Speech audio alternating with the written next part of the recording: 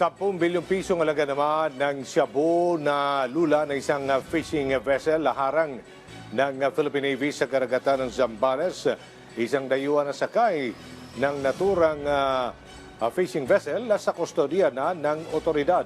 Si Gab Villegas sa sentro ng balita, live. Aljo, naharang ng mga tauhan ng Philippine Navy sa pamamagitan ng Northern Luzon Naval Command ang nasa 1.5 tonelada ng hinihinalang shabu kaninang madaling araw. Ayon sa commander ng Northern Luzon Naval Command na si Commodore Edward Ike Disagon, tinatayang aabot sa 10 bilyong piso ang street value ng nasabat na shabu. Nakatuwang ng Navy sa operasyon ang Philippine Drug Enforcement Agency. Natunton ang sasakyang pangisda sa layong 15 nautical miles mula sa katubigan sakop ng Zambales. Sakay ng fishing vessel ang nasabing mga kontrabando na may sakay na isang foreign national at wala pang impormasyon tungkol sa pagkakakilanlan nito. Napansin rin ng Navy na nakahiwalay ang nasabing fishing vessel sa iba pang mga sasakyang pangisda.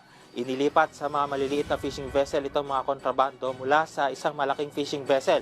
Ito na ang isa sa pinakamalaking nasabat ng Philippine Navy sa kasaysayan bilang bahagi ng kampanya ng pamahalaan kontra sa illegal na droga. Aljo, sa mga oras na ito ay hindi pa nakakadaong itong fishing vessel na sakay itong 1.5 toneladang shabu, no?